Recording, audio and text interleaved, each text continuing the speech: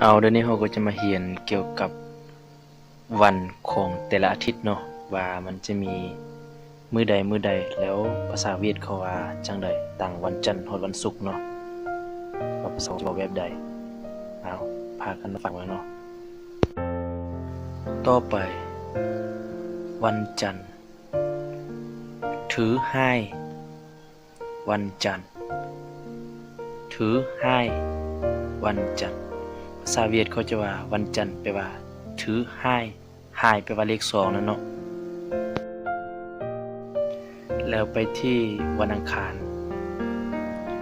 ถือบ้าวันอังคาร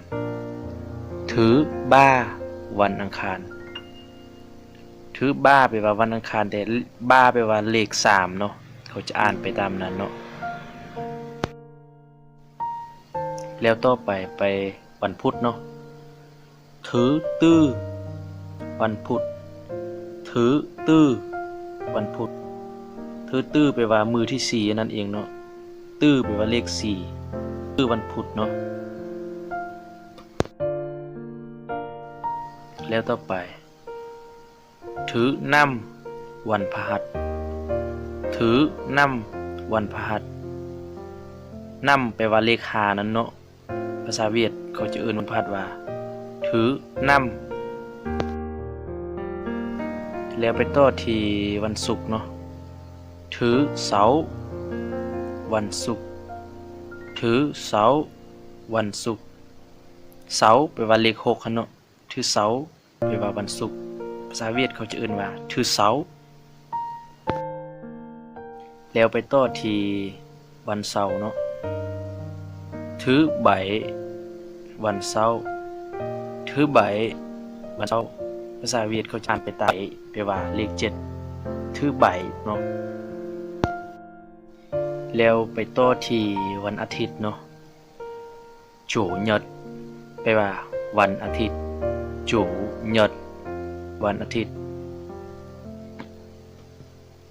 โจหยัดวันอาทิตย์แล้วไปต่อที่อาทิตย์เนาะอาทิตย์ภาษาเวียดจะว่าตวนอันนี้มันใส่กับแปลว่าอาทิตย์มันจันทร์มันคานวันพุธจนฮอดวันอาทิตย์เนาะคำว่าตวนเลยมาต่อเป็นประโยคเนาะ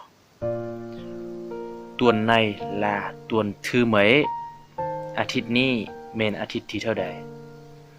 ตวนในลาตวนถือเหมยอาทิตย์นี้แม่นอาทิตย์อันนี้ก็เป็นประโยคเนาะที่เขาสร้างมาว่าให้เข้าใจว่าอาทิตย์นี้หรือว่าอาทิตย์หน้ามันตวนไปว่าอาทิตย์เนาะต้องชื่อไว้ตวนไปว่าอาทิตย์ไปต่อที่เป็นประโยคเนาะhôm nay là ngày thứ mấy มื้อนี้เป็นมื้อหยัง hôm nay là ngày thứ mấy เป็นมื้อหยัง hôm nay แปลว่ามื้อนี้ là ngày thứ mấy แปลว่ามื้อหยังหรือว่ามื้อที่เท่าใดนั่นเองเนาะแล้วไปข้อต่อไปเนาะ ngày bao nhiêu วันที่เท่าใด ngày bao nhiêu วันที่เท่าใดไงแปลว่ามือเนาะบ้าวเยี่ยวแปลว่าเท่าไงบ้าวเยี่ยวแปลว่ามือที่เท่าใดหรือว่าวันที่เท่าใดแล้วมาต่อข้อต่อไปเนาะตวนในแปลว่าอาทิตย์นี้ตวนในแปลว่าอาทิตย์นี้คำว่าตวน